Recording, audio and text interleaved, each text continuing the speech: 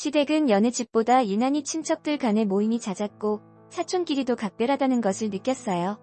저희 친정이나 제 주변 사람들은 거의 사촌들과 거의 연락을 안 하거나 안 보고 지내는 경우가 많고, 그나마 보고 산다는 사람들은 명절 때나 한두 번 보는 게 다라는 거예요. 저희 친정 쪽도 그렇거든요. 성인이 되어서는 고모나 이모 오실 때 어쩌다 따라와서 인사하고 가는 게 다인데, 이상하게 시댁은 수시로 모이는데 한 번 모일 때마다 술, 이 떡이 되도록 먹고 마시고 밤이 새도록 지내는 거예요. 신혼 때는 남편도 사촌들과 똑같이 그동안 해왔던 대로 함께 먹고 마시고 놀더라고요. 그땐 아이가 없으니까 저러겠지 하고 그냥 넘겼는데, 어이없게도 아이를 낳고 오히려 더 사촌들하고 어울리는 거예요. 사촌 역시 가정이 있는데도 자꾸 시댁에 오더라고요. 사촌은 그쪽 시댁에서 시집살이는 아무렇지 않은데 남편이 시도 때도 없이 술을 먹으면 폭력을 휘둘러서 어쩔 수 없이 피해서 나오게 되는데, 그나마 해서 온 집이 시댁이더라고요. 그럴 때마다 신랑은 자기가 더 흥분해서 한 걸음에 달려가서 그 사촌의 남편을 가만두지 않았어. 그런데 이런 상황에 둘 다 이상하게도 이혼을 권유하지도 이혼을 하겠다고도 하지 않더라고요. 저는 둘의 대화를 우연히 듣게 되면서 왜 이혼을 하지 않는 이유를 알았어요. 사촌의 남편은 능력도 있지만 시댁이 엄청난 부자라고 해요. 그래서 사촌 그 여자도 그걸 보고 결혼을 했다고 들었어요. 워낙 없이 잘하고 힘들게 살다가 있는 남자를 만났는데 놓치기 아까워서 그냥 사랑하지도 않으면서 돈만 보고 결혼을 했다고 하더군요. 사촌이 연예인 뺨치게 이쁜데 그 남자도 사촌의 외모에 반해서 결혼을 결심한 것 같아요. 그런데 이 여자 외모 빼고는 볼 것이 없거든요. 학벌, 가정, 성격 다 그 남자 집에 비하면 딸렸는데 다 속이고 결혼을 했다고 해요. 결혼하고 임신하면서 들통이 났는데 그때부터 남편의 손찌검이 시작되었다고 하더군요. 그 여자는 오로지 돈만 보고 결혼을 했기 때문에 그런 것쯤은 아무렇지 않게 넘겨왔다고 하더라고요.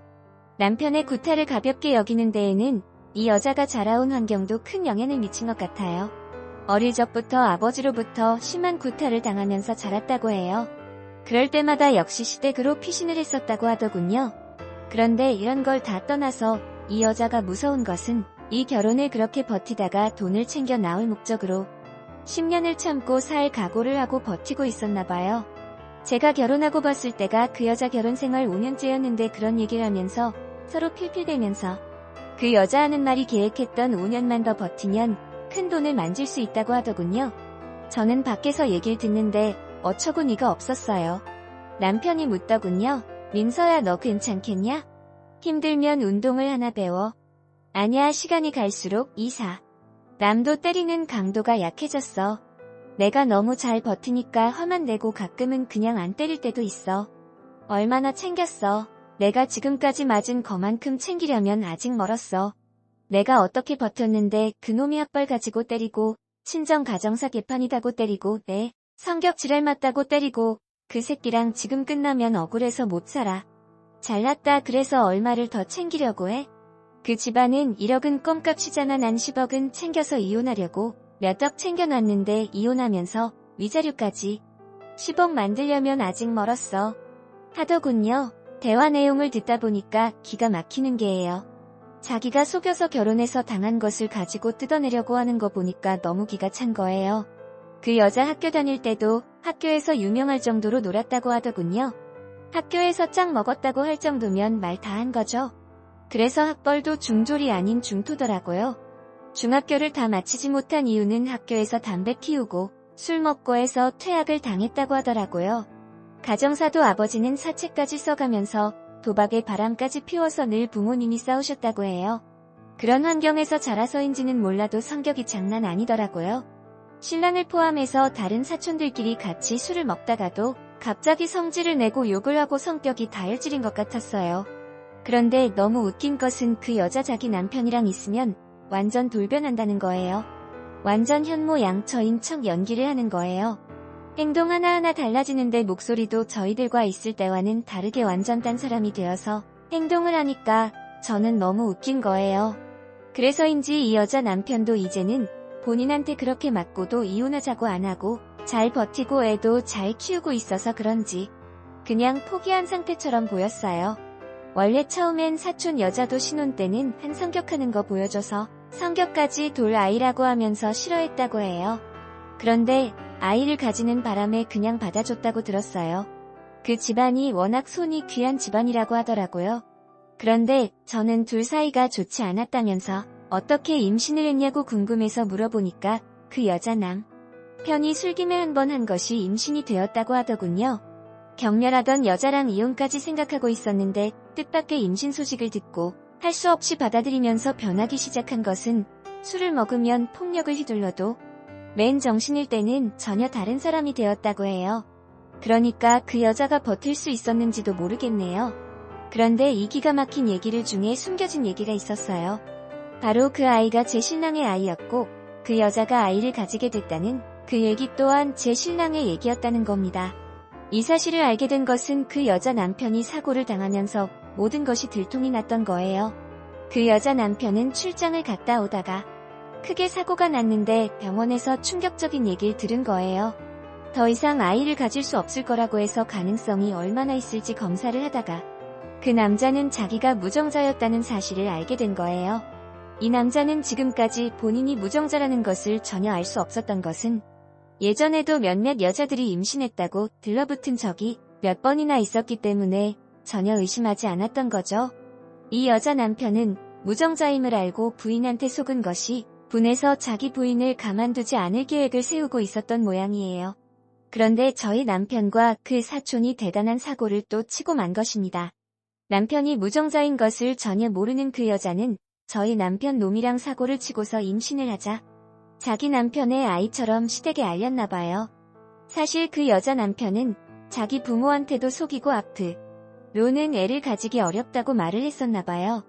그래서 시부모님들은 며느리한테 미안한 마음에 더 애틋하게 대하면서 아껴줬는데 때마침 어려울 거라던 임신을 했다고 하니까 너무 좋으셨는지 며느리가 가깝게 지내는 친척들을 다 부른 거예요. 물론 저도 남편과 함께 참석을 했죠. 저희 쪽의 시부모님들과 그 여자 부모 다른 사촌들도 다 모였어요.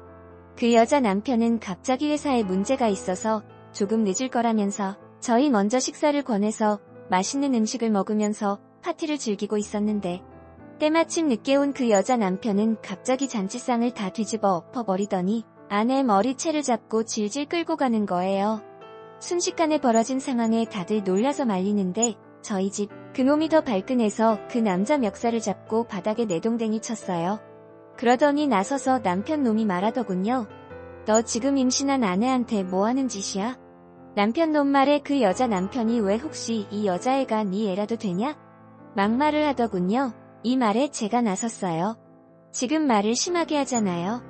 무슨 말도 안 되는 소리를 하고 있는 거예요. 그렇죠. 저도 어이가 없고 황당합니다.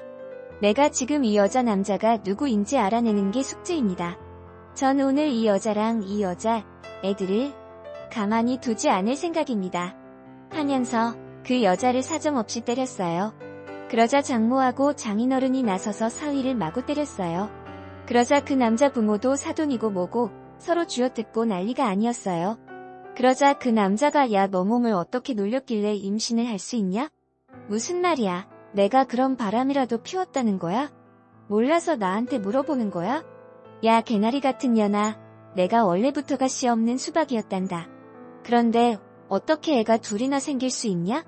라고 말을 하자 그 여자 아무 말도 못하고 그곳에 모인 사람들 다 황당해하면서 어쩔 줄 몰라 하고 있는데 갑자기 시어머니라는 사람이 뭐라고? 더 사실이야? 지금 남의 애를 가지고 지금까지 쇼를 한 거야?